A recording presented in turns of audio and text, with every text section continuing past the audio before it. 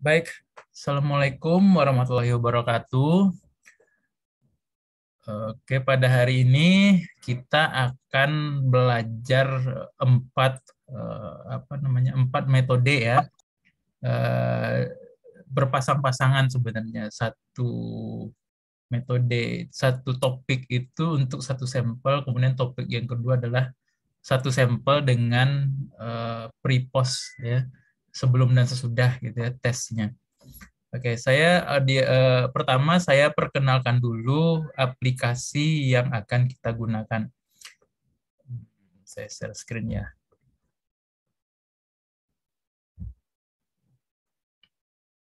Oke, aplikasi yang akan kita gunakan yang pertama adalah yang ini ya.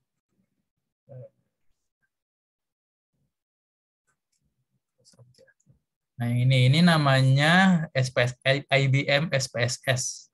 Bisa dilihat ya layarnya, di layar bisa Bisa dilihat ya. Kak. Ini namanya IBM SPSS, yes, Statistical Package for Social Science. Ya, ini namanya SPSS itu panjangannya, Statistical Package for Social Science. Nah, jadi di dalam SPSS ini ada dua jendela ya. Di dalam layar data editornya ini ada dua dua layar ya, atau dua jendela. Ada data view ya, bisa dilihat sini ya, ada data view dan ada variable view. Kemudian aplikasi satunya adalah ini ya, Minitab. Ini namanya Minitab. Memang nggak ada kepanjangannya, memang namanya Minitab.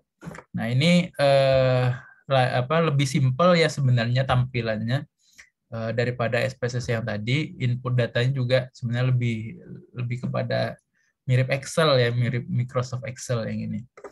Nah, dan fungsinya juga hampir sama dengan SPSS, tetapi kalau secara jumlah secara fitur itu lebih banyak SPSS daripada Minitab. Tetapi ada juga ternyata fitur yang ada di Minitab tapi tidak ada di SPSS. Nah, jadi kita bandingkan nanti mana yang lebih bisa ya. Jadi prakteknya dua-duanya dipraktekkan nanti. Kemudian untuk tugas prakteknya juga dua-duanya akan saya kasih tugas untuk mengerjakan dengan kedua aplikasi ini. Oke, jadi saya perkenalkan dulu yang pertama, aplikasi pertama adalah SPSS ya.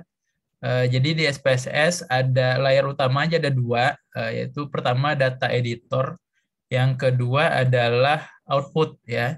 Nah, ini jendela output namanya, statistic viewer. Jadi nanti setelah mengolah data, hasilnya atau interpretasi outputnya akan muncul di sini, di statistic viewer ini ya, di output ini. Sedangkan untuk input datanya kita gunakan layar data editor. Nah, untuk layar data editor ini juga terbagi atas dua window ya, dua jendela. Ada data view dan ada variable view. Untuk data view ini fungsinya adalah untuk menginput data ya, menginput data, bentuknya mirip Microsoft Excel ya, tetapi eh, menginput datanya itu untuk satu kelompok itu dari atas ke bawah. Nah, jadi dari kiri ke kanan itu satu baris itu setiap kolom itu berbeda kelompok data. Jadi nanti pengolahannya per kolom nanti ya, pengolahan datanya per kolom. Nah, untuk yang paling atas ini adalah nama variabelnya. Ya, var ya, ini nama variabelnya. Ini kalau di variabel di data view ini tidak bisa diedit yang bagian atasnya ya, baris bagian atas ini nggak bisa diedit, dan bagian kiri juga nggak bisa diedit. Ini adalah nomor responden atau nomor sampel ya, 1, 2, 3 dan seterusnya yang sama dengan per kolom itu yang orang yang sama yang dites per variabel, seperti itu ya kira-kira. Nah, kemudian untuk input datanya ini tergantung anunya ya, region di laptopnya ya. Kalau laptopnya regionnya pakai region Indonesia, itu input datanya pakai koma, kalau berkoma ya. Misal 1 5. Nah, itu keluar dia ya. Tapi kalau regionnya Amerika itu harus pakai titik ya. 1,5. Kalau pakai region Indonesia itu 1,5 dia nggak bisa ya. Karena saya pakai laptop saya region Indonesia, jadi saya pakai koma input datanya untuk data yang berkoma. Oke.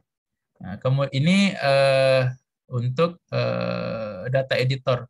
Kemudian fungsi-fungsi dalam data editor itu ada beberapa tab di sini ya.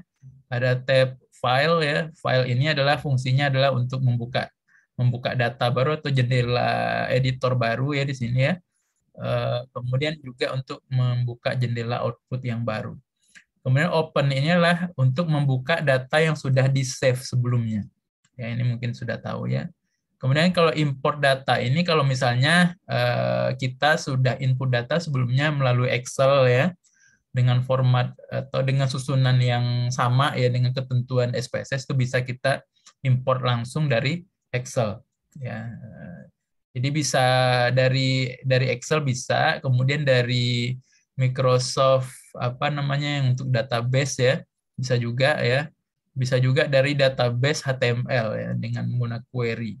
Nah, untuk yang lebih gampang itu pakai Excel aja kalau sudah ada Excel-nya.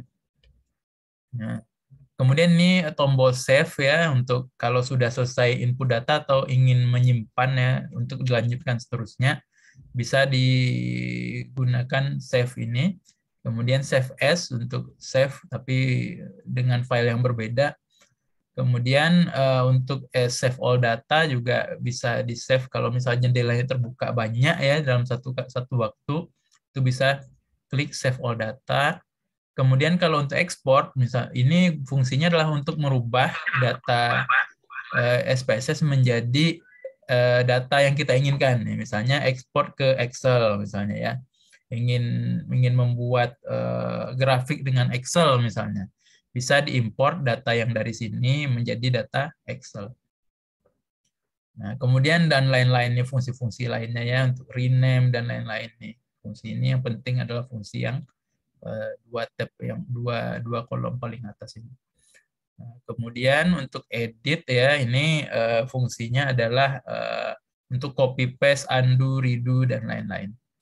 Kemudian untuk view, nah ini adalah untuk merubah tampilan ya, tampilan label atau tampilan data yang ada di sini. Nah, kalau misalnya kita input data yang berupa coding ya, itu kan nanti bisa kita tampilkan dalam bentuk kodenya atau dalam bentuk labelnya atau dalam bentuk data kualitatifnya. Nah, itu bisa ditampilkan itu dengan menggunakan value labels ini ya. Nah, kalau kita mau tampilkan kodenya, itu dihilangkan centang di sini. Tapi kalau kita ingin menampilkan apa namanya variabelnya, nah itu kita bisa checklist di sini, bisa centang sini. Nah, itu akan muncul nanti nama variabelnya di data ini. Misalnya itu misalnya seperti variabel jenis kelamin gitu ya. Jenis kelamin itu kan harus di-coding ya untuk masukkan ke dalam SPSS. Nah, kalau mau menampilkan di sini pria wanita itu checklist ini. Tapi kalau ingin menampilkan 1212 itu hilangkan checklist ini. Nah, seperti itu kira-kira. Nah, kemudian selanjutnya adalah yang ini data ini adalah untuk nanti merubah-rubah tampilan data. Misalnya untuk transpose ya, misalnya transpose ini gunanya untuk merubah dari baris ke kolom gitu ya. Itu guna transpose. Ya, dan lain-lain untuk menghitung menggunakan kalkulator juga bisa pakai yang ini. Nanti kita akan belajar setiap metode itu ada juga yang pakai fungsi data ini. Untuk copy apa properties ini juga bisa ya antara satu kolom ke kolom yang lainnya supaya tidak berulang-ulang menginput variabelnya. Nah, kemudian transform ini adalah biasanya untuk apa namanya merubah suatu tampilan data yang mentah menjadi data distribusi ya. Contohnya kalau kita menggunakan chi-square ya atau chi-square ya bisa nanti ada beberapa yang pakai ini. Nah, kemudian fungsi utama itu fungsi statistiknya sendiri itu banyak berada pada fungsi analyze ini. Nah, ada beberapa yang kita pakai, mungkin descriptive statistik ini kita bisa pakai sini, cross tab ini ya nanti. Kemudian compare means ya, mungkin pada hari ini kita akan belajar ini ya, compare means ini. Nah, kemudian yang lainnya di non parametric mungkin kita akan belajar. Yang lainnya ini sudah statistik lanjutannya ya, yang lain ini regresi, correlate juga kita akan belajar nanti. Oke. Kemudian yang lain ini untuk buat bikin grafik, kemudian ini fungsi-fungsi lain ya untuk menjadikan XML, untuk membuat scoring ya, mungkin di metode penelitian nanti akan belajar ini membuat scoring untuk hasil kuesioner gitu ya. Nah, bisa pakai ini nanti. Nah, dan lain-lain nih fungsi-fungsi lainnya. Untuk split windows ya di sini. Oke, itu fungsi dari jendela data editor yang ada di SPSS. Nah, kemudian kita lanjut ke variable view. Nah, variable view ini fungsinya adalah untuk merubah kolom yang di atas ini ya. Kolom baris yang paling atas ini yang var ini. Nah, ini akan berubah sesuai dengan apa yang kita isikan di variable view. Nah, jadi di variable view ini ada beberapa kolom di sini. Yang pertama adalah name. Nah, name ini akan mempengaruhi nanti apa yang tertulis di var pada data view. Nah, contoh ini kan sudah terisi otomatis tadi ya, karena kalau ini kosong, kita input data dia akan terisi otomatis seperti ini, var 0001. Nah, biar biar rapi ya, kita rubah namanya, misalnya jenis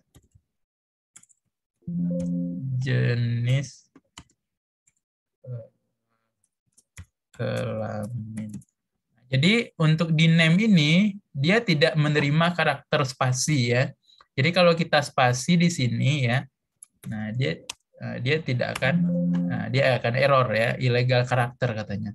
Jadi dia tidak bisa menerima spasi ya.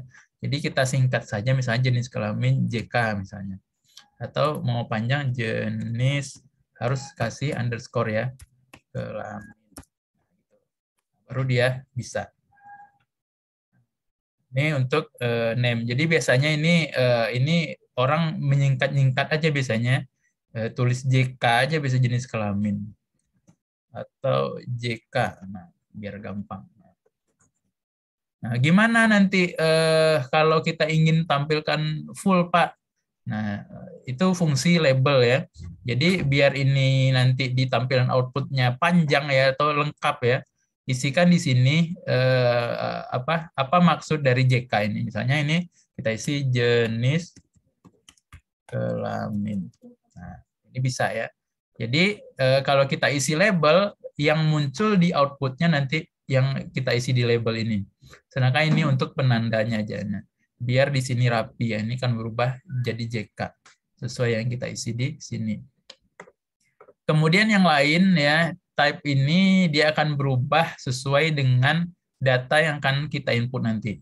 Ya, kalau data inputnya nominal dia akan berubah di sini otomatis jadi nominal ya. Nggak usah diganggu, biarin aja. Kemudian untuk width ini adalah panjang angka yang bisa diinput di dalam data. Defaultnya 8 ya. Kalau butuh banyak, kalau butuh lebih dari 8 silakan diisi. Kemudian di desimal ini berapa angka belakang desimal yang akan ditampilkan di dalam data view ya. Kalau kita nggak perlu desimalnya, jadikan aja 0. Ya. Nah, kalau data kita nggak ada desimalnya, jadikan aja 0 ini. Kalau kita butuh desimalnya, misalnya data kita itu skala interval atau rasio misalnya ya.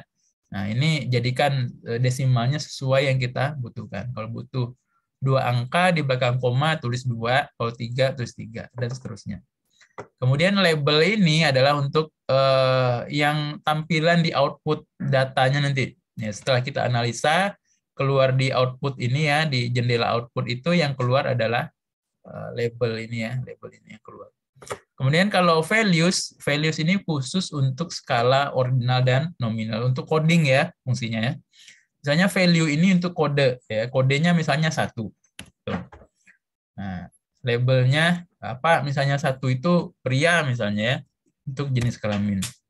Nah, kita add satu sama dengan pria, dia akan muncul seperti ini. Kemudian untuk value 2, misalnya untuk kode 2 itu wanita misalnya.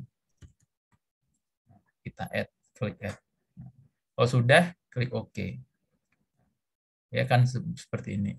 Nah, kalau sudah di yang lain dibiarkan saja ya, nggak usah diganggu. Kemudian kalau sudah ya jadi yang penting kita perhatikan itu nama ya, name, kemudian desimal, kemudian label dan values. Ya. Kalau misalnya bukan coding ini dikosongkan aja values ini. Nah, jadi kita tinggal input data 1 2 1 2 1 2. Ya. Kira-kira gini ya contoh input data. Nah, nanti kalau kita mau lihat ini sebagai pria wanita, kita tinggal klik view, klik value labels. Dia akan berubah pria wanita ya, sesuai kode yang kita masukkan di value ini. Nah, kira-kira itu dasar-dasar dari input data di SPSS ya. Kira-kira sampai sini ada yang mau ditanyakan?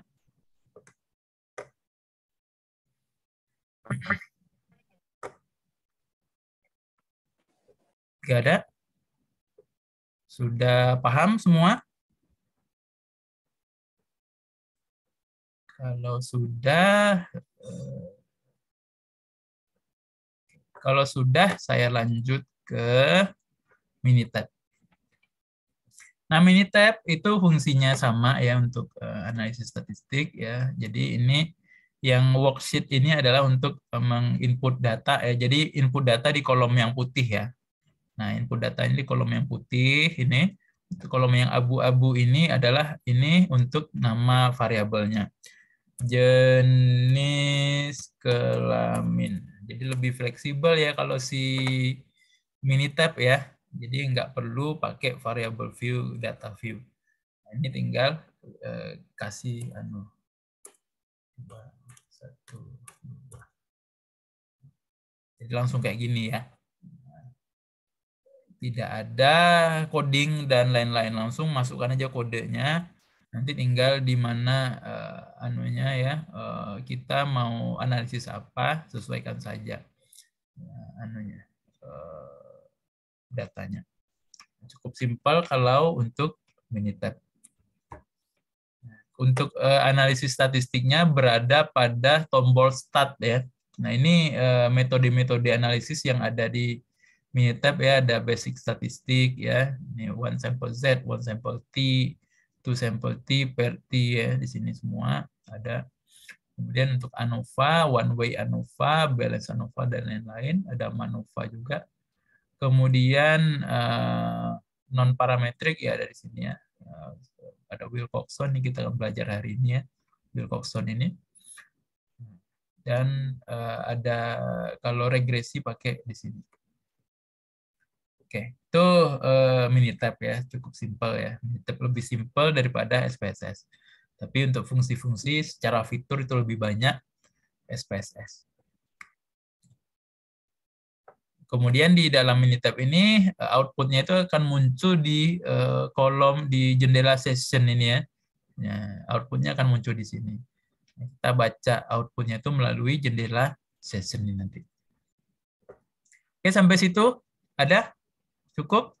Nyimak ya? Mudah-mudahan nyimak lah. Saya ngomong sendiri, giliran praktek nggak paham. Oke. Karena tugasnya cukup banyak nih ya. Ini tugas.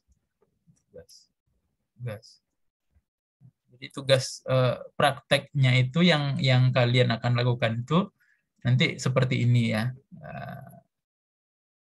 Dari soal yang saya kasih ini nanti kerjakan menggunakan SPSS maupun Minitab nanti ya. Kemudian direkam. Ya, direkam masing-masing mengerjakan dengan merekam. Rekamnya biar gampang pakai Zoom aja. Ya, pakai share screen gini, direkam, kemudian ngomong lah. Ini gini, sehingga muncul sampai outputnya. Kemudian bacakan outputnya itu apa maksudnya gitu. Dan kesimpulannya bagaimana. Kira-kira nanti saya jelaskan ya di akhir ya. Kira-kira prakteknya seperti ini nanti. Karena susah juga kalau saya pandu dari masing-masing ya, akan memakan waktu yang sangat lama. Jadi saya kasih tutorial dulu, baru nanti praktek sendiri-sendiri di rumah dengan divideokan, direkam. Nah, yang rekaman itu yang dikumpul nanti. Jadi nilainya saya nilai dari situ nanti. Oke, kita lanjut dengan materinya. Yang pertama mana ya? Nah, ini yang pertama. Bisa dilihat ya PowerPoint-nya. Jadi yang pertama metode yang akan kita pelajari adalah Z-test uji beda min satu sampel. Nah, jadi sesuai dengan judulnya, ini adalah hipotesis komparasi ya. Kemarin kalau kita sudah belajar hipotesis ya, karena namanya uji beda, artinya yang kita hipotesiskan nanti adalah perbedaan atau compare, membandingkan. Kenapa namanya Z-test? Karena yang diuji adalah Z. Nanti kita lihat apa itu Z. Jadi fungsinya adalah untuk menguji perbedaan min. Ya, min ingat ya rata-rata ya. Min data hasil kenyataan di lapangan atau hasil observasi dibandingkan dengan standar atau ketentuan baku atau peraturan dari min dari peraturan itu ya. Atau data yang hasil penelitian orang lain yang dapat dianggap menjadi standar atau yang menjadi perbandingan kita. Itu fungsinya. Untuk rumus manualnya seperti ini ya, Z ya, Z sama dengan, nah ini makanya kenapa Z yang dites ya, karena yang dihitung itu Z. Nah, Z sama dengan X rata-rata atau rata-rata kurang mu 0 per theta per ini sigma per akar N. Nah, di mana X ini ya, X yang ada garisnya ini adalah rata-rata yang didapatkan dari data kenyataan, data hasil observasi. Kemudian mu 0 adalah rata-rata data standar. Jadi standar yang dipakai itu adalah mu 0. Standar yang dipakai untuk perbandingan. Kemudian sigma-nya adalah standar deviasi dari data standar. Kemudian N adalah banyaknya sampel. Jadi Z-test uji beda satu sampel ini adalah pasangannya T-test uji beda satu sampel. Nah, perbedaan Z-test ini dengan T-test itu adalah perbedaan di mu 0 dan sigmanya. Nah, kalau di T-test itu yang standar deviasinya kita cari dari rata-rata kenyataan di lapangan. Sedangkan kalau ini standar deviasinya didapatkan dari mu 0-nya. Jadi kebalikannya ini kalau T-test ininya didapat dari sini, sedangkan Z-test standar deviasinya ini didapatkan dari mu 0-nya. Oke. Sedangkan N adalah banyaknya sampel yang diukur. Kemudian ketentuan aplikasi, yang pertama data harus berskala interval atau rasio. Nah, jadi yang digarisbawahi adalah metode ini hanya berlaku untuk data yang berskala interval atau rasio. Ini garis bawah ya. Nah, ini garis bawah interval atau rasio. Kemudian standar deviasi atau penyimpangan pada standar telah diketahui ya. Jadi standar deviasi yang dipakai adalah dari data yang dianggap standar ini. Oke. Kemudian untuk menguji hipotesis atau untuk menentukan signifikansi adalah dengan membandingkan nilai hitung Z ya. Jadi yang dari rumus tadi ya, nilai hasil hitung rumus ini dibandingkan dengan nilai tabel distribusi normal atau Z yang dari tabel. Nanti kita lihat bagaimana bentuk tabelnya. Nah, kemudian uji ini bisa satu sisi, bisa dua sisi. Masih ingat ya, ada uji satu arah, dua arah kemarin ya. Satu sisi, dua sisi. Nah, uji satu sisi, jika Z setengah alfa kecil dari Z hitung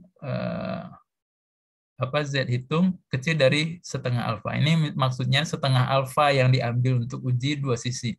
Sedangkan untuk uji satu sisi, daerah penerimaan H0 dihitung jika Z hitung kecil dari Z alfa. Maksudnya H0 diterima jika Z hitung kecil dari Z alfa. Nah, kalau H0-nya sama gimana, Pak? Kalau Z hitungnya sama dengan Z alfa gimana, Pak? Berarti tidak memenuhi ketentuan daerah penerimaan H0. Berarti H0 ditolak. Kalau sama dengan ya tandanya. Kalau besar dari tandanya gimana, Pak? Berarti juga H0 ditolak. Nah, kita lihat contoh. Nah, ini contoh aplikasi. Obat A mempunyai daya tahan 800 hari sampai batas kadaluarsa dengan simpangan baku 20 ya. Jadi simpangan bakunya 20 ya. Sesuai dengan ketentuan pabrik. Ini simpangan baku. Sigma ini berarti. Ini adalah obat A mempunyai daya tahan 800 hari kata pabriknya. Berarti ini mu 0. Kemudian akhir-akhir ini ada keluhan masyarakat bahwa obat A ternyata sudah rusak sebelum tanggal kadaluarsanya. Sesuai yang tertulis pada label obat. Jadi kata labelnya kadaluarsanya 800 hari harusnya. Tapi kata masyarakat sebelum itu udah rusak ini. Gitu. Jadi kata masyarakat lebih kecil daripada 800 hari ternyata. Untuk itu dilakukanlah penelitian terhadap 6 obat A, 6 sampel obat A. Ternyata setelah dilakukan penelitian didapatkan rata-rata daya tahan obat A adalah 790 hari. Nah, ini kalau kita lihat 800 dengan 790 kan memang lebih kecil ya. Tapi secara statistik belum tentu. Nah, selidikilah dengan alfa 5%, apakah betul daya tahan obat A sudah turun. Nah, ini kan 790 ini didapatkan dari 6 buah sampel. Jadi dari 6 buah sampel kan 790 katanya memang lebih rendah. Tapi kan belum tentu semua obat A itu daya tahan obatnya itu kurang dari 800. Jadi harus digeneralisasi, harus diuji dengan statistik supaya bisa digeneralisasi seluruh obat A itu sesuai dengan hipotesis atau tidak sesuai dengan hipotesis yang kita utarakan tadi gitu ya. Nah, jadi dari sini pertama yang kita buat tentu hipotesisnya, ya. Hipotesisnya sesuaikan dengan soal, ya. Sesuaikan dengan soal. Katanya harusnya 800 hari, ternyata lebih kecil. Artinya hipotesisnya seperti ini, daya DT 790 sama dengan DT 800. Daya tahan 790 ya. Hasil penelitian itu tidak ada bedanya dengan yang diklaim oleh perusahaan, gitu ya. DT 790 sama dengan 800. Jadi tidak ada perbedaan daya tahan obat A dengan klaim dari pabrik. Sedangkan alternatifnya adalah memang ada perbedaan. Artinya tadi karena hipotesisnya itu sudah turun ya, ini hasil penelitiannya itu kurang dari 800 hari. Artinya kita buat hipotesis DT 790 kecil dari DT 800. Memang sudah turun ya HA-nya. Artinya kalau kita lihat hipotesisnya ini adalah hipotesis satu arah ke arah kiri. Ya, karena kurang ya ke kiri ya. Ingat tandanya, kalau tandanya ke kiri berarti arah kiri. Dengan kata soal tadi level signifikansi atau alfanya 5%. Kita buat alfanya 5%. Nah, karena tadi sudah dapat ya, tinggal masukkan rumus ya. Masukkan rumus, dapat ini, ya, dihitung dapat min 1,225. Kemudian baru kita uji dengan menggunakan Z-tabel. Nah, jadi dalam statistik itu ada dikenal dengan istilah DF, DB, atau DK. Itu artinya degree of freedom, ya, atau dalam bahasa Indonesianya derajat bebas. DF ini degree of freedom ya, atau dalam bahasa Indonesianya derajat bebas atau derajat kebebasan. Ya, itu kepanjangan dari DF, DB, DK. Nah, dalam uji Z dia tidak perlu DF, ya. Jadi DF-nya tidak perlu kita cari. Kalau uji lain nanti ada cari DF. Kemudian selanjutnya untuk menentukan, kita tentukan nilai tabel Z dari soal ini. Nah, bagaimana caranya? Dengan menggunakan tabel Z kurva normal. Nah, ini dia tabelnya. Ya. Nah, kita gunakan uji satu sisi dan alfa 5%. Didapatkan Z tabelnya adalah 1,65. Dapatnya dari mana, Pak? Dari sini ya. Bagaimana cara melihat tabel ini? Lihat tabel ini, carilah, saya pakai pointer aja dulu. Nah, cara melihat tabel ini, carilah nilai yang di tengah ini ya, selain kolom paling kiri ya, ini kita abaikan kolom paling kiri, dan baris paling atas juga kita abaikan dulu. Saya pindah ke bawah.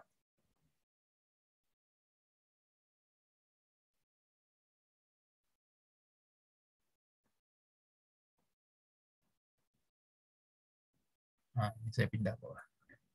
Nah, jadi kita abaikan kolom paling kiri dan baris paling atas dulu untuk melihat nilai tabelnya. Kemudian kita cari nilai yang hampir mendekati alfa. Alfa kita tadi 0,05 ya, atau 5% ya, dijadikan desimal 0,05. Cari nilai yang paling mendekati 0,05. Nah, kita cari, kita dapat 0,495, paling dekat dengan 0,05 ya. Ini paling dekat. Nah, jadi dari titik ini ya,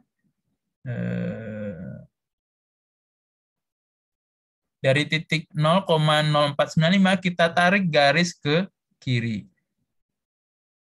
Ya, sampai ke kolom paling kiri. Kita dapat nilai 1,6. Kemudian dari titik ini kita tarik garis ke baris paling atas. Kita dapat nilai 0,05. Nah, dari sini selanjutnya kita lakukan adalah menjumlahkan nilai dari kolom paling kiri dengan nilai dari baris paling atas. 1,6 tambah 0,05 jadi 1,65. Ya. 1,65.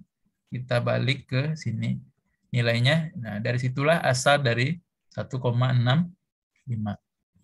Nah, selanjutnya kita bandingkan nilai tabel, nilai hitung tadi ya, min 1,225 ini kita bandingkan dengan ini.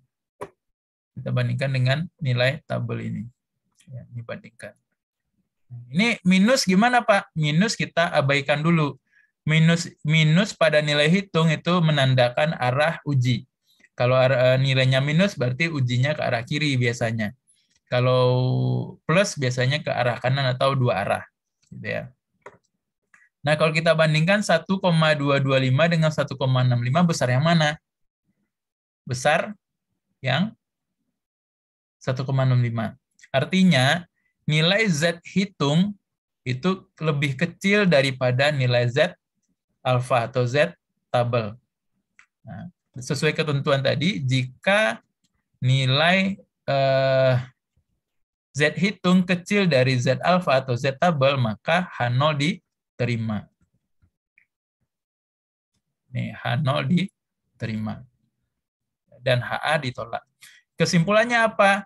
Daya tahan obat A masih sesuai ternyata dengan 800 hari pada alfa 5%. Nah, jadi nanti pada saat memvideokan tugas prakteknya, jangan lupa selain baca interpretasi output, sebutkan juga kesimpulannya apa. Daya tahan obat A masih sesuai dengan 800 hari pada alfa 5%. Contohnya seperti itu. Jadi jangan lupa disebut itu sebagai kesimpulan. Jadi tidak hanya membaca angka saja, tetapi harus bisa menyimpulkan. Ya, harus bisa menyimpulkan. Oke, saya lanjut analisa dengan Minitab. Kita langsung praktekkan dengan Minitab. Nah, mengapa langsung Minitab? SPSS enggak, Pak. Karena di SPSS enggak ada fungsi Z-test uji beda min satu sampel. Nah, hanya ada di Minitab. Jadi kita untuk uji ini hanya bisa dilakukan dengan Minitab aja. Nah, bagaimana caranya? Jadi untuk Z-test ini yang sudah diketahui min-nya dari awal, untuk data yang seperti ini, ya sudah jadi cerita seperti ini ya, sudah ada datanya semua seperti ini. Nah, itu tidak perlu input data, langsung klik operasi Minitab-nya. Nah, caranya klik Start Basic Statistic One Sample Z. Langsung aja saya contohkan ya.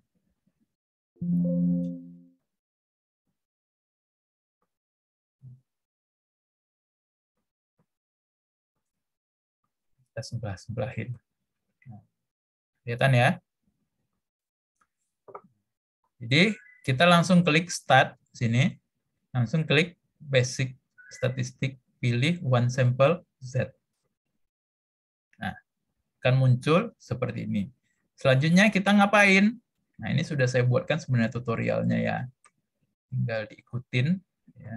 Nah, jadi yang pertama ya, yang nomor 1 ini pilih Summarize Data.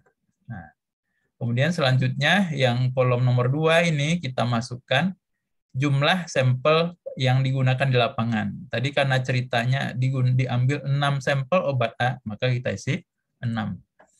Kemudian kolom nomor 4 sampel min ya. Sampel minnya itu berapa? Rata-rata data di lapangan yang didapatkan itu berapa? Tadi soalnya adalah 790 hari. Masukkan 790. Kemudian standar deviasi yang didapatkan tadi sudah ada di soal ya, 20. Nah, kemudian klik perform hypothesis test ya, karena kita pakai apa namanya? Data standar yang kita pakai ini, min yang dipakai adalah 800 tadi, 800 hari. Nah, kemudian klik option ya, kalau sudah di sini klik option, pilih hipotesisnya, masukkan alfanya dulu. Nah, alfanya ini di sini bukan alfa ya, tapi confidence level. Nah, confidence level ini adalah 100 dikurang alfa. Nah, karena alfa yang kita pakai tadi adalah 5%, maka confidence intervalnya adalah 100 dikurangi 5. Jadi 95%.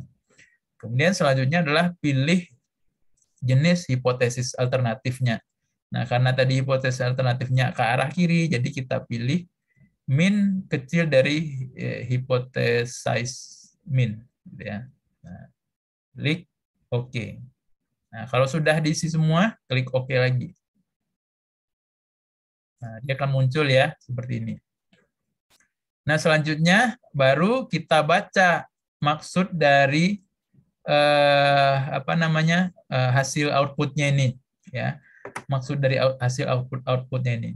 Nah, yang kita lihat adalah dari dua buah kolom ini, yang kita lihat adalah yang di bawah ya, yang hasil tes. Ya, yang hasil tes. Nah, nilai yang bisa kita lihat adalah p-value ini. Nah, p-value ini yang kita lihat ya. Sedangkan z-value ini hasil z hitungnya.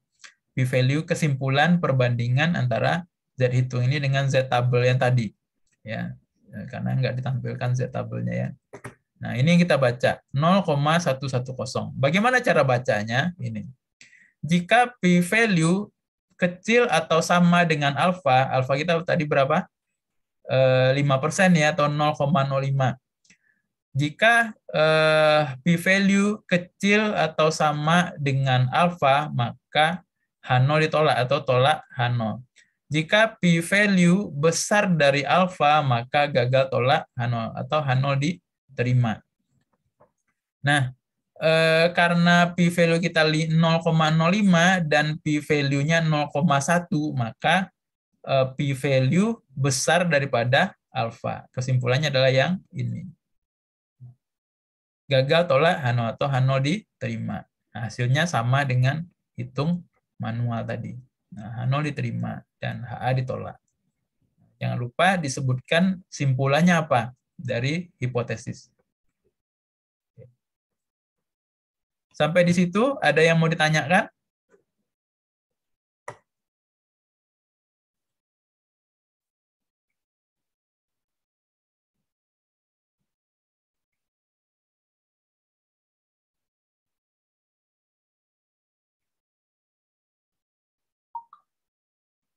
Nggak ada? Oke, kalau tidak ada, eh, itu ya untuk Z-test uji bedamin satu sampel. Kalau nggak ada yang mau ditanyakan, kita lanjut ke materi yang berikutnya.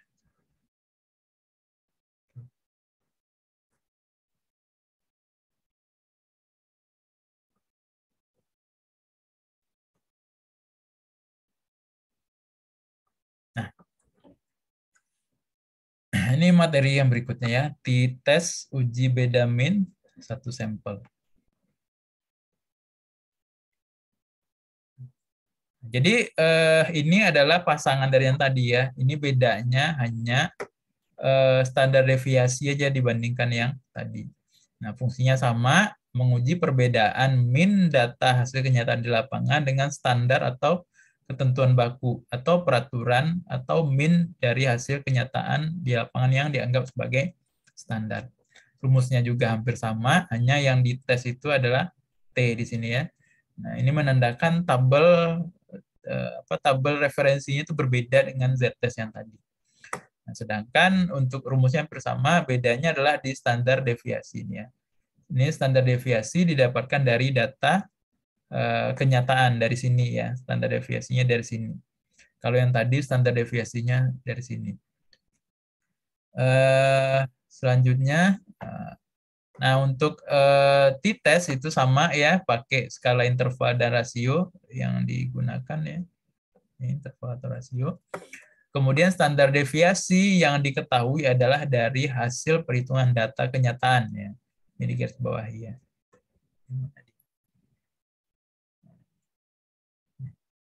Ya, standar deviasinya dari data kenyataan. Kemudian untuk menghitung signifikansi sama ya. Jika T hitung kecil dari T alfa, maka H0 diterima. Dan di sini menggunakan derajat bebas atau dB atau dF-nya adalah sama dengan N kurang 1 atau jumlah data dikurang 1. Masuk langsung kita ke contoh aplikasi. Kadar Hb standar normal tidak anemia dipergunakan angka 11. Nah, berdasarkan penelitian di lapangan terhadap ibu-ibu pekerja pertanian didapatkan rata-rata kadar Hb adalah 10,8 dengan standar deviasi 0,5. Jadi di sini sudah dibilangnya ya bahwa penelitian dilakukan di lapangan dari terhadap ibu-ibu pekerja pertanian dari 30 sampel didapatkan rata-rata Hb-nya 10,8 dengan standar deviasi 0,5. Jadi standar deviasi didapatkan dari 10,8 dan dari 30 sampel ibu-ibu. Nah, sedikilah dengan alfa 1%. Apakah kadar Hb ibu-ibu pekerja pertanian berada di bawah standar normal tidak anemia? Nah, jadi dari cerita ini katanya apakah di bawah standar normal. Nah, berarti kita bisa simpulkan bahwa ujinya adalah satu arah ke arah kiri. Nah, ini ya. Nah, kita buat hipotesisnya dulu untuk H0 seperti biasa tidak ada perbedaan kadar Hb dengan standar normal. Kemudian HA-nya ada perbedaan kurang dari atau Hb rata-rata yang didapatkan itu lebih kecil dari standar anemia ya, standar normal tidak anemia. Artinya kalau HA yang diterima, ibu-ibu pekerja pertanian ini bisa dikatakan mengalami anemia gitu ya. Kalau HA yang diterima. Kalau H0 yang diterima berarti dia tidak anemia. Nah, itu. Dengan level signifikansi atau alfanya adalah 1%. Nah, ini rumus statistiknya yang tadi tinggal masukkan angka, didapatkan T-nya adalah min 2,20 ya. Bisa kita lihat ya, kalau dia ke arah kiri biasanya yang muncul adalah T hitungnya adalah minus ya, min 2,20. Nah, selanjutnya adalah cari DF-nya dulu ya. N kurang 1 karena sampelnya tadi 30, maka DF-nya adalah 30 kurang 1 sama dengan 29. Kemudian nilai tabelnya adalah gunakan tabel T, distribusi student. Nah, untuk uji satu sisi dan alfanya 1%. Dan DF 29. Didapatkan nilai T tabel adalah 2,462. Cara mencarinya dengan menggunakan tabel ini. Jadi ini beda ya dengan tabel Z yang tadi, tabel uji Z tadi. Ini tabel uji T ya. Nah, karena ujinya satu sisi, yang di atas ini adalah alfa, yang sebelah kiri adalah DF tadi ya yang kita cari. Nah, karena uji satu sisi ya 1%, maka kita cari yang 1% di sini 0,01. 0,01 ya. Kita ambil di sini titik alfanya ya. Ambil di sini. Kemudian DF-nya tadi adalah 29. Mana 29? 29. Kemudian kita tarik garis, kita pertemukan titik antara DF dengan alfa tadi.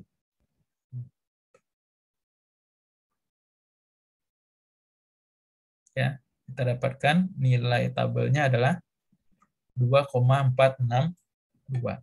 Sama dengan yang tadi ya. 2,462. Tabelnya.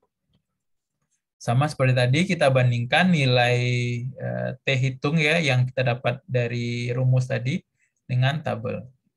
Nah, hasilnya 2,20 kecil dari 2,462. Artinya H0 diterima karena T hitungnya kecil dari T tabelnya atau T alfanya.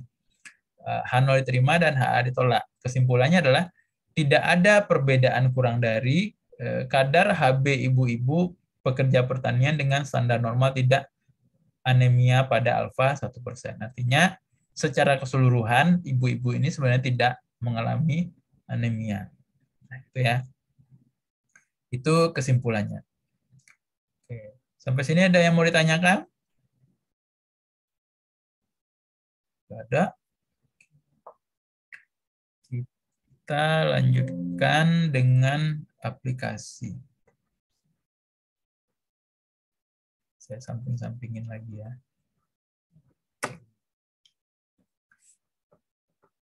Nah, jadi sama dengan t-test yang tadi ya, jika datanya sudah berupa min tadi ya, kita tidak perlu input data, cukup klik yang seperti tadi, Start Basic Statistic One Sample T.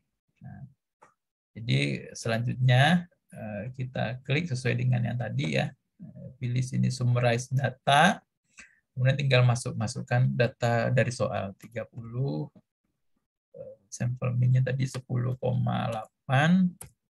kemudian standar deviasinya tadi adalah 0,5, dan hipotesis tesnya tadi adalah 11. Ya, ini kadar normal tidak anemia. Kemudian pilih confidence intervalnya tadi karena 1%, maka kita buat sini 99. Untuk ininya pilih arah kiri. Klik OK. Klik OK lagi. Nah, ini hasilnya adalah p-value-nya adalah 0,018. Nah, artinya karena alfa kita adalah 0,01 ya tadi ya pada 1% ya, 0,01, maka 0,018 besar dari alfa. Hasilnya adalah gagal tolak H0 atau H0 diterima. Oke, itu untuk menggunakan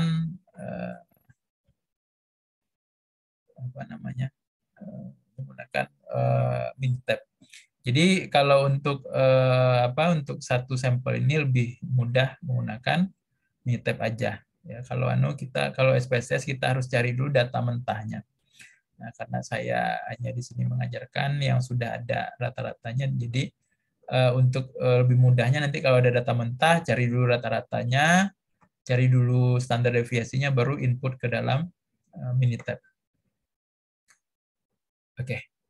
Nah, selesai untuk uji beda min satu sampel. Nah, untuk tugasnya ini sudah saya rangkum ya, tugas untuk hari ini ya. Untuk tugasnya ini ya, ada 2 soal ya, satu untuk Z-test, satu untuk T-test ya. Jadi satu video nanti untuk Z-test, satu video untuk T-test ya. Karena di sini ada total 4 tugas ya, jadi nanti 4 video yang harus dibuat untuk tugas prakteknya. Berdasarkan yang saya jelaskan tadi ya. Saya lanjut ke yang berikutnya. Ini. Nah. Oke, kita lanjut ya. Materi selanjutnya adalah paired t-test atau pre-post t-test. Nah, ini adalah uji beda min, sampelnya satu, ya, tapi datanya berpasangan. Artinya satu sampel ini diuji nanti sebelum ya pre dan sesudah atau post. Nah, dengan perlakuan biasanya. Jadi satu sampel ini biasanya dilakukan intervensi ya biasanya ya. Kemudian kita ingin melihat ya menggunakan t-test ini seberapa besar efektivitas intervensi kita itu terhadap sampel yang kita intervensi. Ya, seberapa besar pengaruh dari intervensi kita itu. Biasanya kalau di lapangan penyuluhan ya atau workshop ya dan lain-lain. Jadi untuk fungsinya adalah untuk menguji perbedaan kondisi awal atau sebelum dan sesudah perlakuan. Ini rumusnya ya, sigma DI per akar N kali sigma DI kuadrat kurang sigma DI dikuadratkan per N kurang 1. T itu adalah nilai T yang kita cari ya, nilai T kita cari. Sedangkan D itu adalah selisih antara nilai post dengan nilai pre. Jadi selisih ya, yang kita cari post dikurang pre. Sedangkan N adalah banyaknya sampel yang diukur.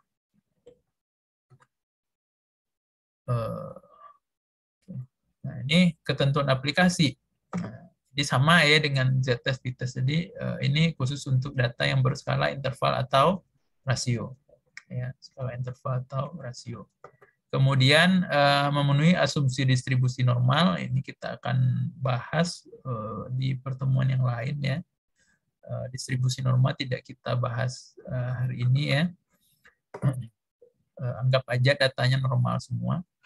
Kemudian data berpasangan. Nah, jadi datanya itu harus berasal dari sampel yang sama, tidak bisa dari sampel yang berbeda. Satu sampel diukur 2 kali, yaitu keadaan awal ya sebelum dilakukan intervensi dengan keadaan akhir setelah dilakukan intervensi. Kemudian untuk signifikansi, untuk menyimpulkan hipotesis, itu derajat bebas yang digunakan adalah N-1, sama dengan yang tadi, N-1, nilai tabelnya didapat dari tabel T, sama dengan tabel yang tadi. Kemudian uji satu sisi ya, daerah penerimaan H0-nya jika T hitung kecil dari T alfa, ya sama ya dengan yang tadi ya. Jika T hitung kecil dari T alfa, maka H0 diterima. Nah, kita langsung masuk ke contoh aplikasi. Jadi uji coba model penyuluhan. Nah, bisa kita lihat ya, ini intervensinya adalah berupa penyuluhan. Dengan metode diskusi untuk meningkatkan pengetahuan masyarakat telah dilaksanakan dan didapatkan data di bawah ini di slide selanjutnya ya. Sebelum penyuluhan dilakukan pre-test dan setelah penyuluhan dilakukan post-test dengan soal yang sama. Ingat ya, pre-test dan post-testnya harus sama, jumlah datanya atau soalnya harus sama supaya bisa dibandingkan. Selidikilah dengan alfa 1%, apakah model penyuluhan itu mampu meningkatkan pengetahuan masyarakat. Jadi Di soal ini maunya lihat peningkatan saja, ya, penurunan enggak. Nah, berarti kita buat hipotesisnya nanti ke arah kanan, ya, meningkat aja yang dicari, menurunnya enggak. Nah, ini datanya ya, ada 12 orang yang diukur ya, 12 responden yang diukur. Ini skor pengetahuannya ya, sebelum dan sesudah.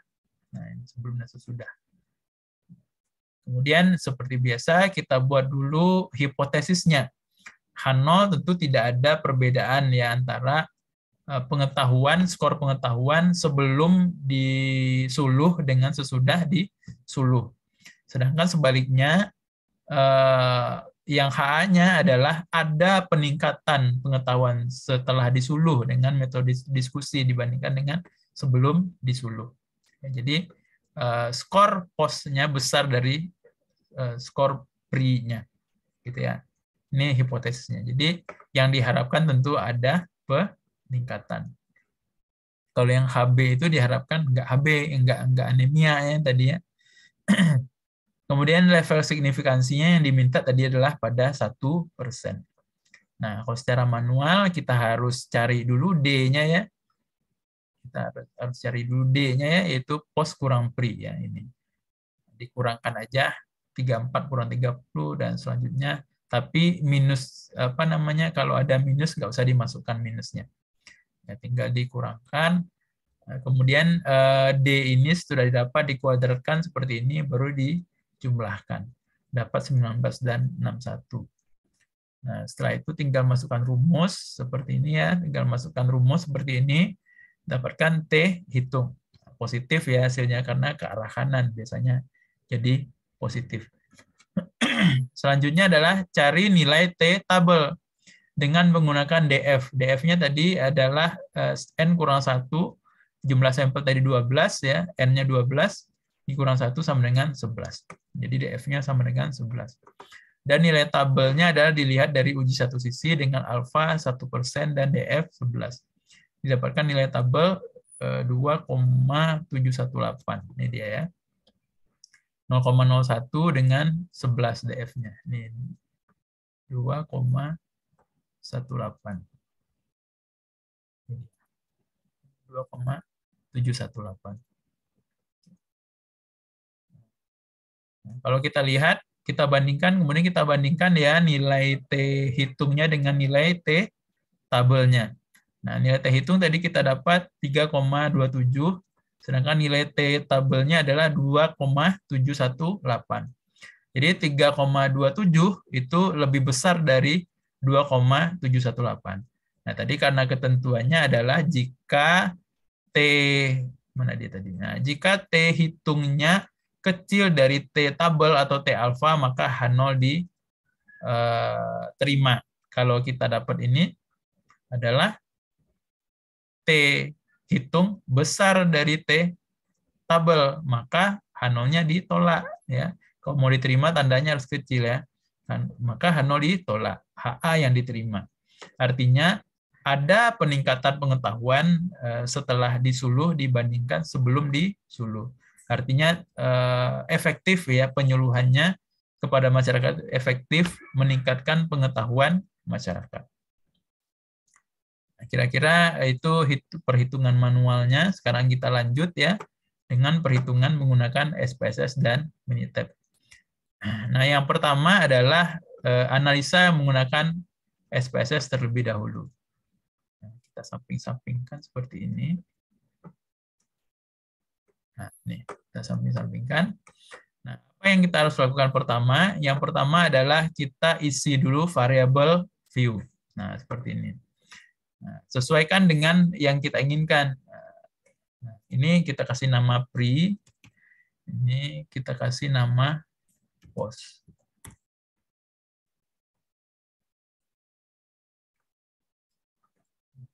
Ini kita hapus dulu ya.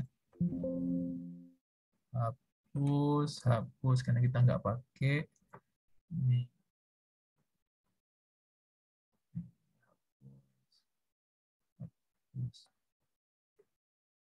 Ini hapus juga. Ini kita kasih label skor pengetahuan sebelum disuluh. Kalau yang ini adalah, kita kasih 0 aja ya, karena kita nggak butuh desimal ya. Ini adalah skor pengetahuan setelah disuluh. Oke. Nah, sudah ya, sudah kita masukkan, kemudian kita masuk ke data view. Nah, sudah dimasukkan, ini masukkan ke data view, kemudian selanjutnya adalah baru kita input datanya. Input data 30 sesuai dengan yang tabel tadi ya. 30, 29, 26, 29, 28, 32, 30, 28,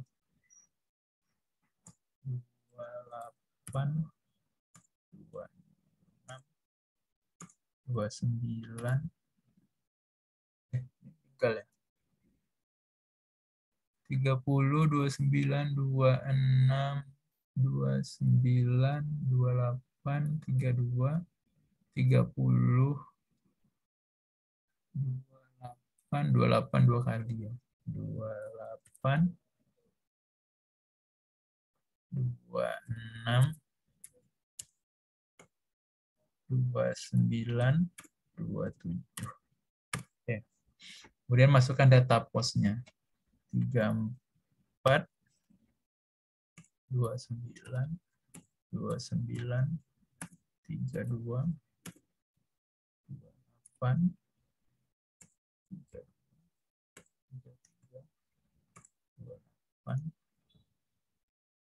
29, 30, 30, 27. Oke, sudah terinput datanya ya. Selanjutnya adalah kita klik analyze. Analyze ya. Klik analyze. Kemudian klik compare means ya. Klik paired sample t-test. Nah, kemudian variabel satunya masukkan, ini ya, ini tunjuknya sudah saya anukan. Skor pengetahuan sebelumnya dimasukkan ke variabel 1, skor pengetahuan setelah masukkan variabel 2. Kemudian klik option ya. Nah, karena tadi 1% ya, maka confidence interval ini jadi 99. Kemudian klik continue dan klik OK. Nah, akan muncul hasil seperti ini ya. Nah, ini muncul hasilnya. Yang mana yang kita baca? Yang kita baca adalah ini ya. Seek to tell, ini yang kita baca. Di sini sudah saya rangkum ya sini.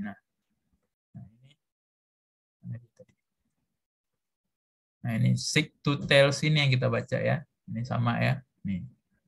Nah, seek to tell ini sama dengan p value yang tadi ya, yang di Minitab ya.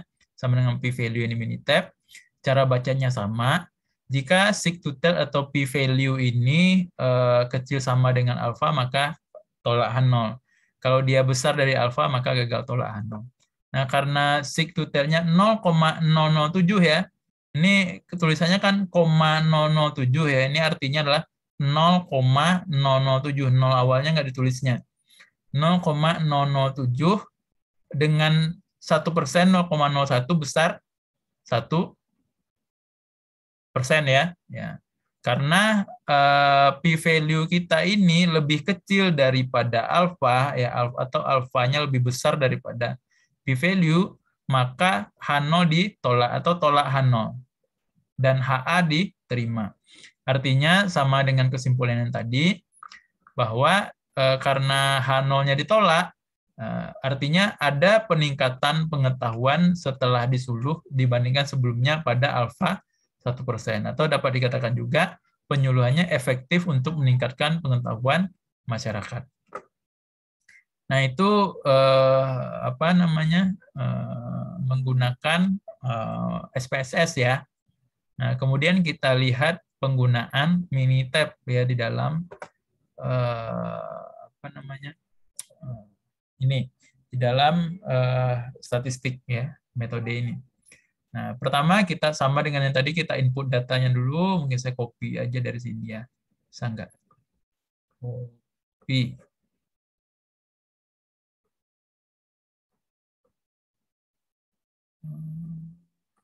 Oh, bisa. Saya copy aja dari sini. Biar cepat. Oke. Nah, ini tinggal kasih label ya. Ini post. Atau kalau mau panjang-panjang juga boleh ya.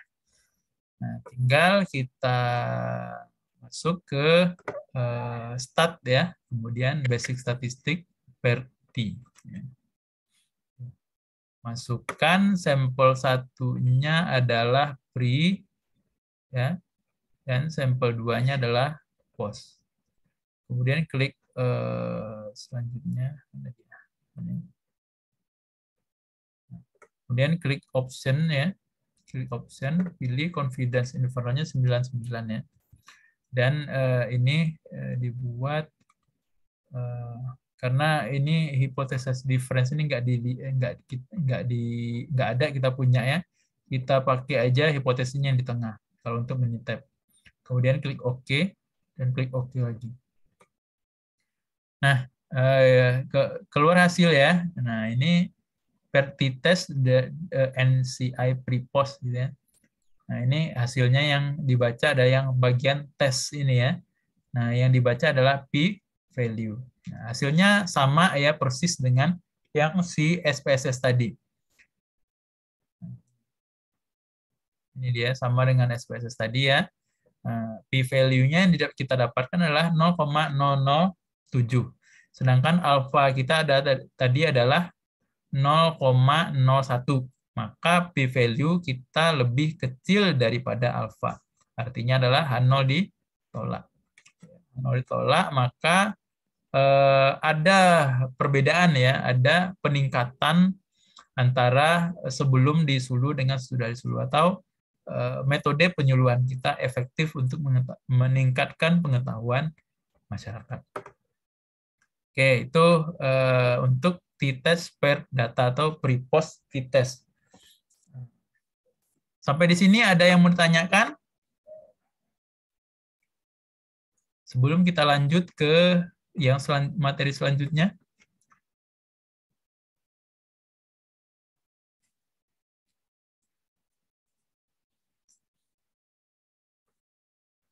Ada? Wah, beruntung sekali saya. Nggak ada yang bertanya. Saya lanjut ya kalau gitu ya. Boleh ya? Boleh, Pak. Boleh ya? Boleh, Pak. Mudah-mudahan paham semua ya. Karena ini setelah ini harus praktek nih semua. Oke. Saya lanjutkan.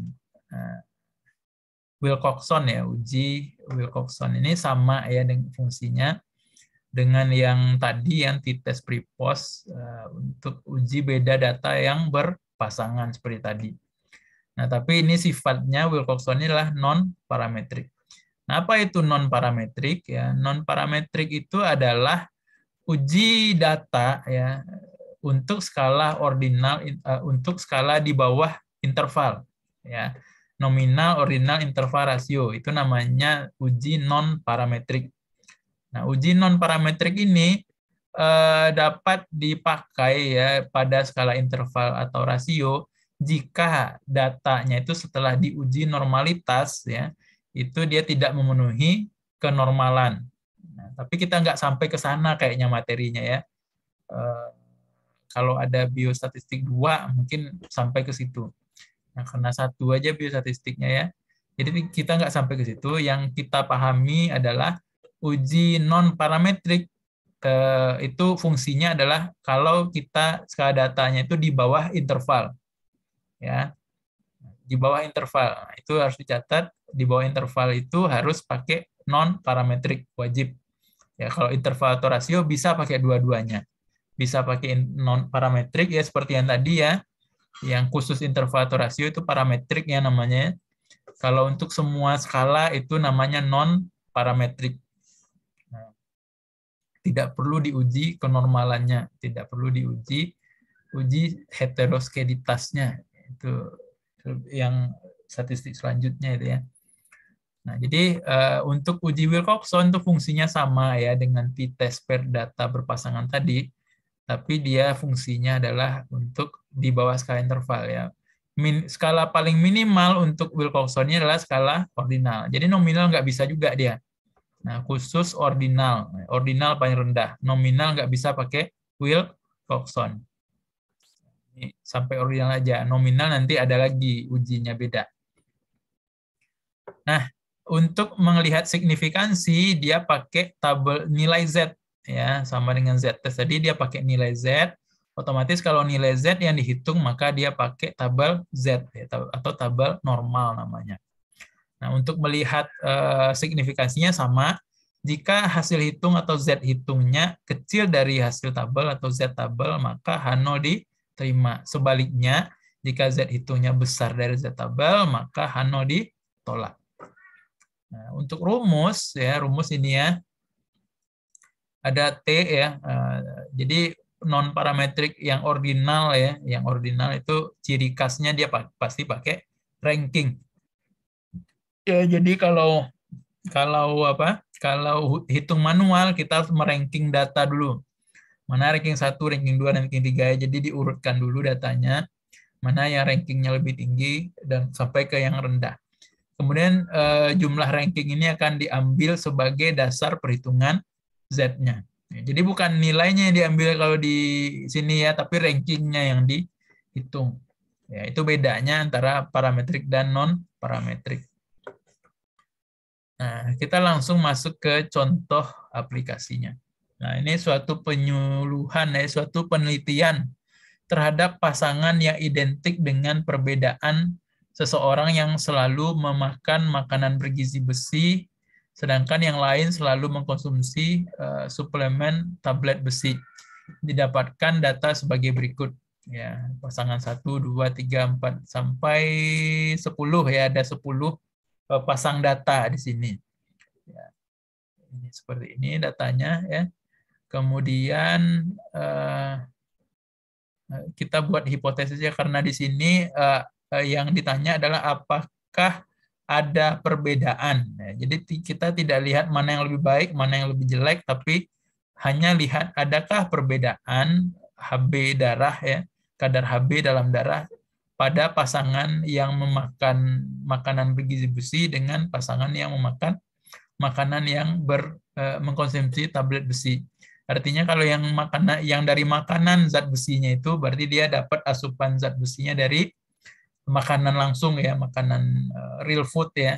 Kalau dari suplemen berarti dari tablet ya, dari obat ya, zat besinya seperti sangobion dan lain-lain itu ya. Kemudian baru kita buat hipotesis ya. Kalau hipotesis H0-nya tentu tidak ada perbedaan kadar HB baik yang dari makanan ya zat besinya maupun dari yang dari suplemen. Sedangkan untuk HA-nya ada perbedaan ya. HB pada pasangan yang memakan makanan bergizi dan mengkonsumsi tablet besi. Kemudian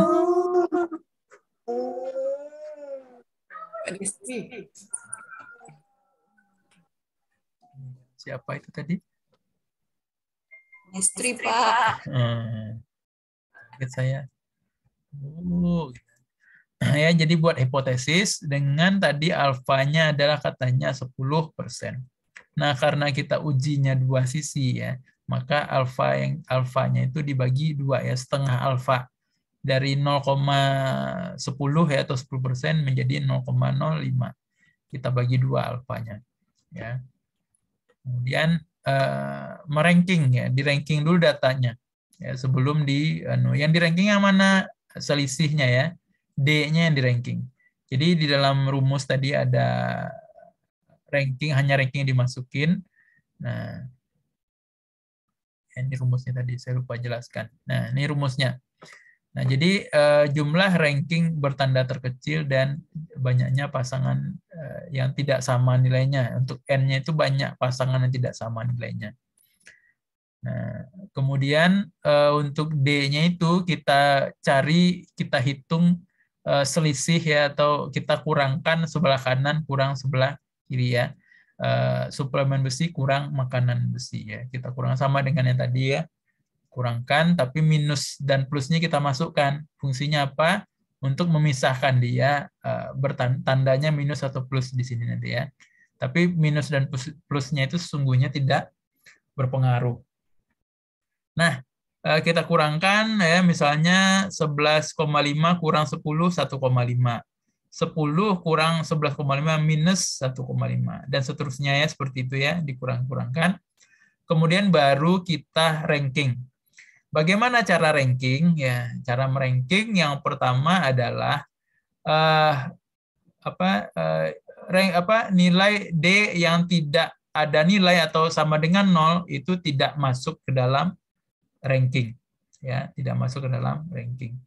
Sedangkan kemudian ranking pertama dimulai dari data yang terkecil. Dimulai dari data yang terkecil, baik minus atau plus ya. Kemudian jika ada nilai yang di ranking ya, yang sama nilainya, yang lebih dari 1 ya misalnya ya, maksudnya ya, maka rankingnya nomor urutnya dijumlahkan ya, nomor urutnya dijumlahkan dan dibagi jumlah data yang sama tersebut. Nah, berarti kita sebenarnya supaya lebih mudah melakukan ranking, kita harus urutkan dulu ya D ini dari yang terkecil ke yang terbesar. Nomor urutnya dijumlahkan dan dibagi 2. Kemudian selanjutnya, untuk selanjutnya seperti itu. Nah, jadi yang pertama kita urutkan dulu ya, kita urutkan dulu dia. Nah, dia tadi. Nah, ini. Kita urutkan dulu dari yang terkecil ke yang terbesar. Mana yang terkecil? Ini ya, 0. Ini 1. Kemudian nomor 2 mana? Nomor 2. Ini salah, bukan ini.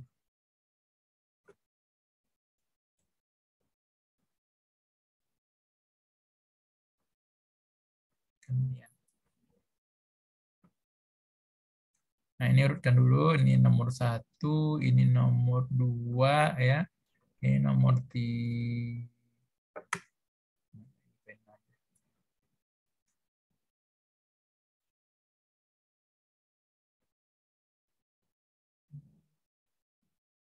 Ini nomor 3.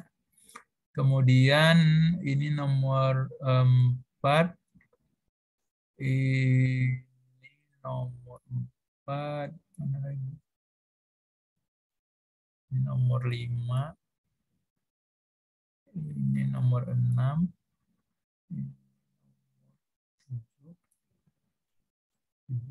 Ini nomor 8. Ini nomor 9. Ini nomor 10. Dah. Nah, oke. Nah, jadi sudah kita urutkan ya, dari yang terkecil ke yang terbesar.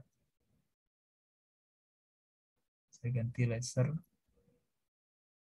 Nah, jadi tadi sesuai aturan yang tadi, angka yang tidak ada nilainya atau sama dengan 0 itu tidak diberi ranking atau rankingnya sama dengan 0. Ini ya, urutan pertama adalah 0,0 tidak diberi ranking, diberi ranking 0.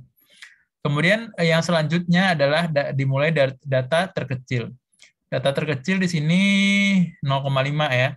Ada berapa buah 0,5? 1, 2. Ada 2 buah 0,5. Nah, artinya adalah rankingnya nomor urutnya dijumlahkan lalu dibagi 2. Ya.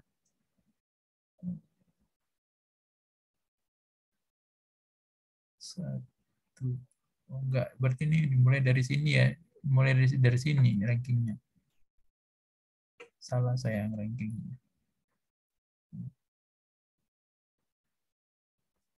Ya, hapus dulu ya.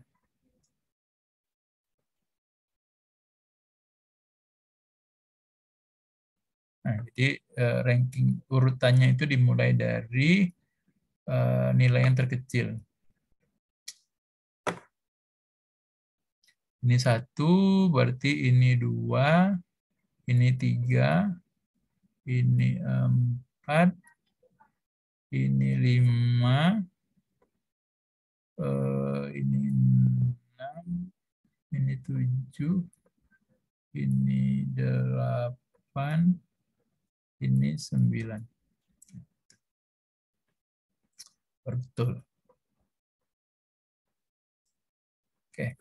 Nah, jadi dimulai dari sini ya. Ini urutan pertama, ini urutan kedua. Berarti urutannya tak dijumlahkan 1 tambah 2 sama dengan 3 dibagi jumlah data yang sama itu. Jadi bagi 2 buah ya, 0,5-nya ada 2 buah. Berarti 1 tambah 2 sama dengan 3 dibagi 2 sama dengan 5. Ini ya, 1,5. Jadi dibagi 2 1,5 ya, bukan 5. 1,5 ini. Rankingnya berarti 1,5. Kemudian selanjutnya, angka selanjutnya setelah 0,5 adalah 1,0. Ada 2 buah juga.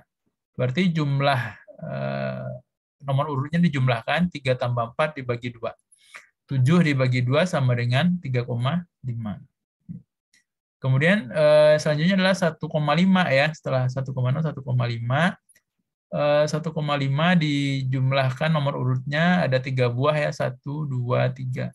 Berarti 5 tambah 6 tambah 7, 5 tambah 6, 5 tambah 6, 11 tambah 7, 18. Ya, 18 bagi 3 sama dengan 6. Ya, ini 6. Ada 3 buah ranking 6-nya. Kemudian selanjutnya yang terakhir adalah 2,0. Ini 2,0. Ada nomor urut 8 dan 9. 8 tambah 9, 17 dibagi 2 buah ya, ada 2 buah nolnya. 2,0-nya. 8 tambah 9, 17 bagi 2, 8,5. Nah, 8,5 menjadi rankingnya. Nah, sudah terisi semua ya rankingnya ya. Kemudian kita pindahkan dia ya ke kolom ranking bertanda. Cara memisahkannya lihat di D ini, mana yang minus, mana yang plus. Nah, yang ini karena dia tandanya plus, maka ditaruh di plus. Ini karena tandanya minus, berarti rankingnya taruh di minus. Nah, begitu seterusnya. Ya, kemudian ranking bertanda jumlahkan, ya, jumlahkan. Ini dapat 28, ini dapat 17. Nah, selanjutnya baru dimasukkan T tadi ranking bertanda terkecil ya, karena yang terkecil adalah 17, maka kita masukkan 17 di sini. Ya, kemudian jumlah N adalah jumlah pasangan data yang tidak sama nilainya. Nah, mana yang tidak sama nilainya? Ini 1, 2, ini sama yang nggak dihitung ya. 3, 4, 5, 6, 7, 8, 9. Ada 9 pasangan data yang tidak sama nilainya. Maka N kita masukkan sama dengan 9. Nah, sedangkan ya 9. Sedangkan selanjutnya adalah masuk rumus 4. Ya, kemudian kita dapatkan nilai Z-nya adalah 0,6517. Nah, selanjutnya kita cari sama seperti tadi ya, nilai tabelnya menggunakan alfa 10% tadi ya. Tapi karena ujinya 2 sisi, maka gunakan alfa 0,05. Didapatkan nilai Z tabel adalah 1,65. Tabelnya sama dengan yang tadi mana ya. Nah, ini tabel yang tadi ya. 0,05 ya. Hasilnya adalah 1,65 ya. 1,6 tambah 0,05.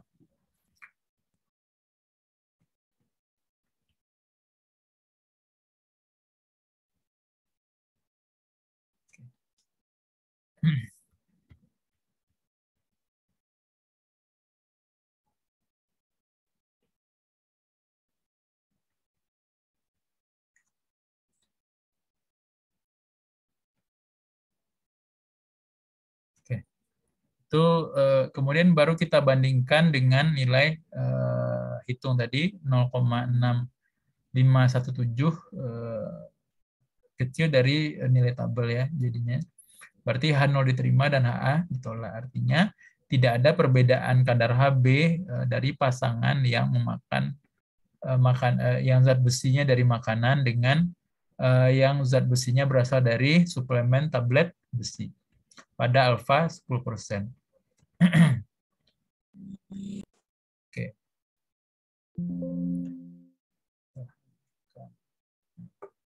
Kita lanjut ke SPSS ya.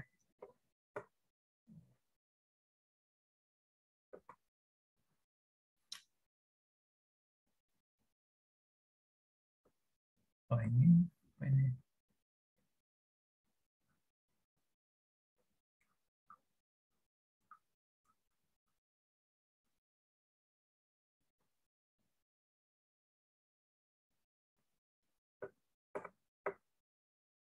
Ya, kita masukkan ke dalam SPSS. SPSS. Oke, data yang tadi.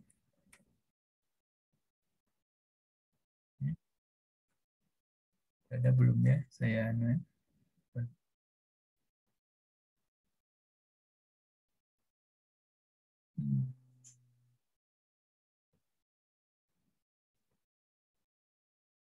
Nah, ini sudah ada, saya masukkan ya.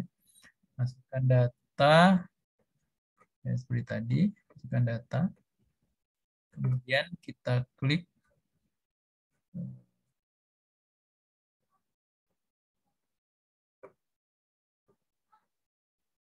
analyze non-parametric test. Kasih dialog ya. Pilih two related samples. Nah, kemudian masukkan makanan bergizi besi pada variabel 1 dan suplemen tabel besi ke variabel 2. Sini pilih Wilcoxon. Ya, kemudian ininya biarin ya.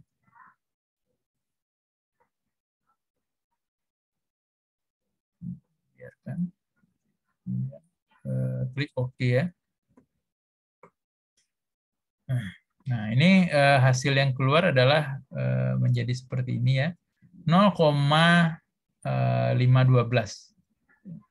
Artinya adalah untuk alfa 10% ya. Jadi untuk membaca di SPSS yaitu gunakan tetap walaupun dia dua arah, yang kita bandingkan tetap alfa yang di awal. Ya, karena alfa yang di awal itu 0,1 ya, maka hasilnya ini 0,5 ya, 0,5 dan alfa 0,1 artinya alfa p-value-nya lebih besar daripada alfa. Nah, maka H0 diterima jadinya atau gagal tolak H0 ya. 0,1 ya, 0,1 gagal tolak H0. Karena p-value-nya besar dari alfa ya, alfa 0,1 tadi, maka tidak ada perbedaan atau gagal tolak H0. Artinya kesimpulannya adalah sama dengan yang ini, tidak ada perbedaan HB pada pasangan yang memakan makanan bergizi besi dengan mengkonsumsi tablet besi. Oke, kemudian kita pakai Minitab ya. Ini udah ada belum?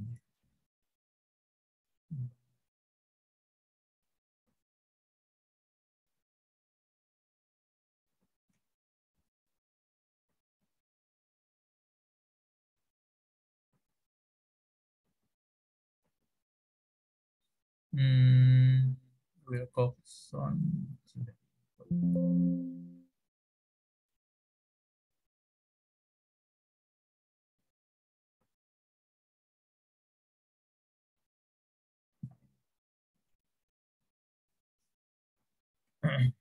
Jadi kalau untuk Minitab ya, selain kita input data seperti ini ya, selain kita input data tadi ya, kita juga harus cari input selisihnya dulu ya, input selisihnya. Nah, kemudian kita klik start ya.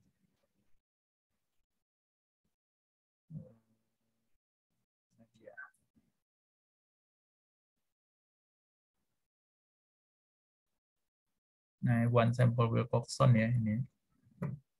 Nah, ini yang kita masukkan ke dalam variabelnya adalah selisih ini ya. Selisih ini yang kita masukkan dalam variabelnya. Kemudian pilih ininya pakai tes median aja. Ya. Alternatifnya not equal. Ya. Karena ujinya dua arah ya, maka kita pilih not equal. Kemudian klik OK. Ya.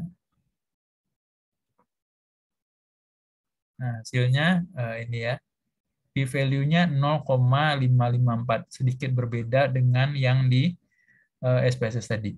Nah, tapi hasilnya ini karena alfa kita tadi adalah 0,1 dan P-value-nya besar dari alfa yang 0,554 ya, besar dari alfa, maka H0 diterima dan HA ditolak.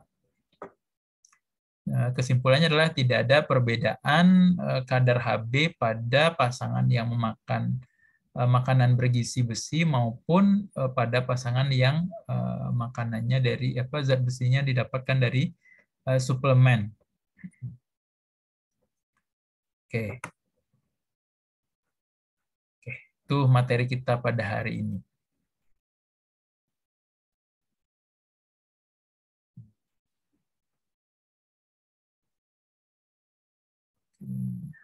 Ini kita nah ya.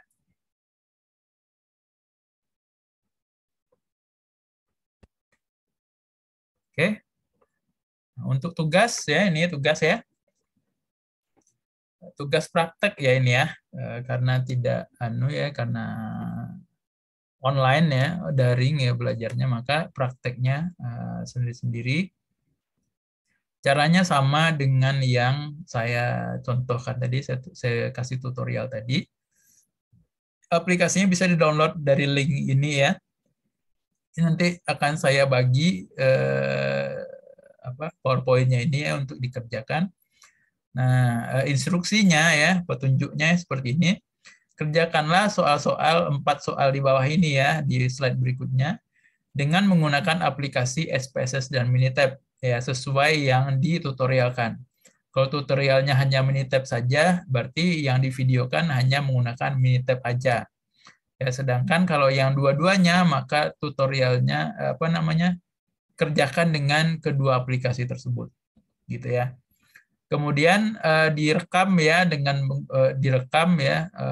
pakai Zoom aja ya, seperti tadi ya, share screen ya, nanti muka kalian harus kelihatan ya pada saat mengerjakan soal itu. Jadi harus kelihatan mukanya supaya saya bisa tahu bahwa benar-benar orang tersebut yang mengerjakan prakteknya. Ya, fungsinya supaya masing-masing pernah melakukan praktek menggunakan aplikasi ini. Nah, setelah direkam ya, jadi berarti ada empat file ya tadi ya untuk setiap setiap metode tadi ya, ada Z-test, ada T-test, ada paired T-test, ada Wilcoxon. Jadi ada 4 file yang jadi hasilnya ya. Nah, jadi nanti di output juga sebutkan kesimpulannya apa. Ya, seperti saya tadi ya, kesimpulannya bahwa bagaimana gitu. Nah, selain menginterpretasikan outputnya tadi, nah juga jelaskan apa kesimpulannya secara narasi. Nah, kemudian setelah selesai ya keempat-empatnya dikumpulkan melalui link Google Form berikut. Ya, jadi isi nama ya di sini saya lihatkan ya.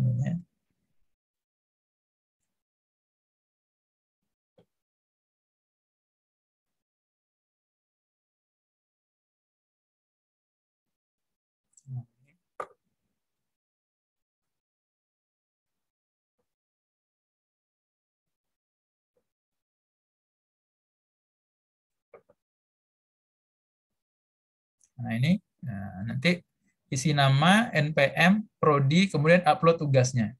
Ya.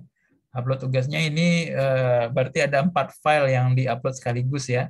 Jangan lupa setiap file kasih nama. Ini Ini mengerjakan yang mana gitu ya. Nah, sesuaikan dengan judul soalnya ya ini ya. Tugas 1, Z-test uji beda min 1 sampel. Tugas 2, T-test uji beda min 1 sampel. tugas 3 t-test pre-post, tugas 4 Wilcoxon ya. Namanya sesuaikan dengan yang ini. Ya, kemudian jangan lupa wajahnya harus kelihatan. Kemudian di akhir pengerjaan tuh harus ada kesimpulan. Nah, itu kriterianya. Oke. Kemudian pengumpulannya saya kasih waktu 1 minggu. Ya, mengumpulkannya saya kasih waktu 1 minggu. Oke. Ada pertanyaan?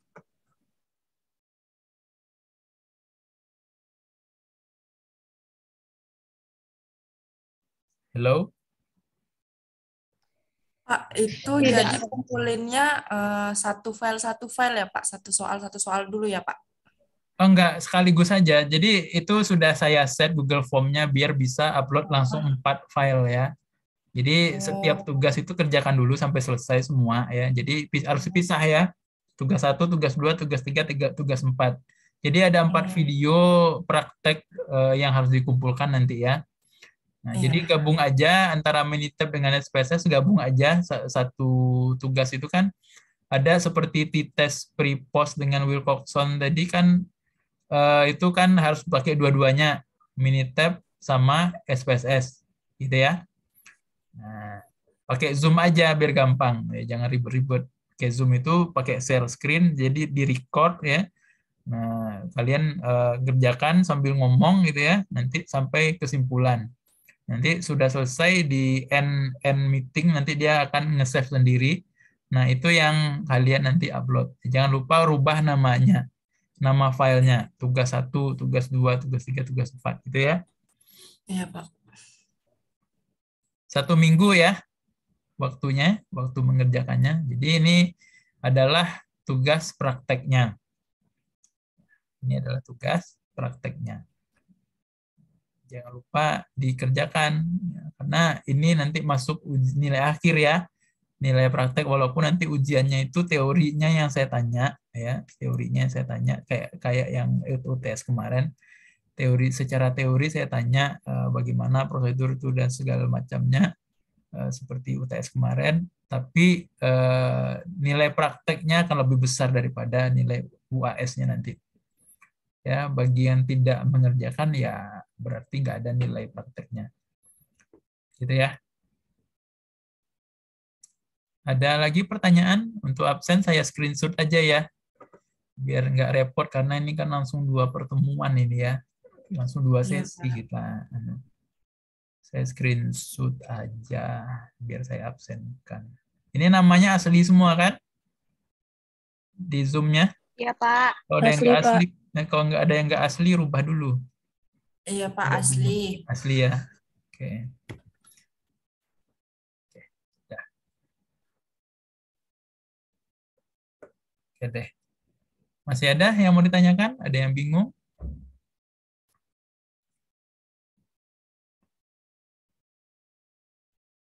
Nggak ada? Pak. Silakan. Pak, itu ada, Pak. Ya. Itu yang Google Form itu ada batas maksimal berat videonya nggak? Enggak, sudah saya kasih setinggi-tingginya 1 terabyte gitu. Saya kasih. Aman, aman. Ada lagi? Paling satu video itu paling cuman 300 mega atau 100 mega paling itu. Enggak banyak itu. Baik, terima kasih, Pak. Ada lagi? Sudah, Pak. Sudah? Sudah paham semua ya? Nah, Sudah, Pak. untuk aplikasinya silakan diinstal di laptop atau komputernya masing-masing. Cara installnya kalau susah cari aja caranya di di internet ya. Itu karena aplikasinya bajakan ya itu ya. Aplikasinya bajakan itu enggak, kalau beli kan nanti memberatkan kalian pula. Yang saya kasih bajakan, tapi kalau sudah masing-masing sudah punya ya di laptopnya SPSS bisa pakai itu ya. Yang saya kasih itu SPSS versi 25 ya, versi 25. dia hanya support laptop yang 64 bit ya.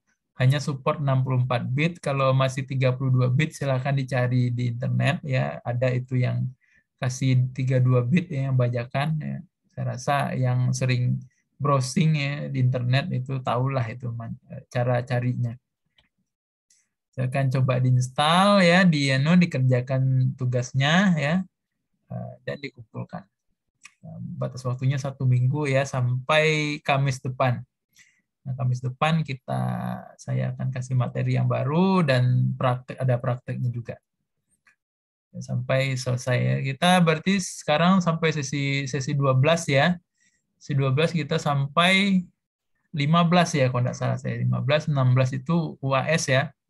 Berarti tinggal 13, 14, 15, 3 pertemuan lagi. Ya, 3 pertemuan baru UAS. Ya. Oke deh. Kayaknya nggak ada pertanyaan nih. Udah ya berarti ya. Udah, Pak. Oke, kalau tidak ada pertanyaan lagi, nanti saya share ya PowerPoint yang tadi sama tugas-tugasnya. Silahkan mulai mengerjakan mulai dari setelah kuliah ini. Silahkan dimulai, dicoba install ya di laptopnya masing-masing, download, install, dan direkam ya mengerjakannya sesuai dengan petunjuk yang tadi. Nanti video rekaman perkuliahan hari ini juga akan saya share di grup nanti. Oke. Kalau tidak ada pertanyaan lagi, saya akhiri aja ya pertemuan hari ini. Terima kasih ya atas waktunya pada hari ini yang sudah bersedia masuk lebih cepat ya daripada yang seharusnya. Mudah-mudahan bermanfaat apa yang saya jelaskan hari ini. Jangan lupa kerjakan tugasnya. Saya akhiri. Wabillahi taufiq wal hidayah. Wassalamualaikum warahmatullahi wabarakatuh dan selamat siang. Waalaikumsalam warahmatullahi wabarakatuh. Makasih, Pak. Ya, Makasih, Pak. sama-sama. Makasih, Pak. Nah.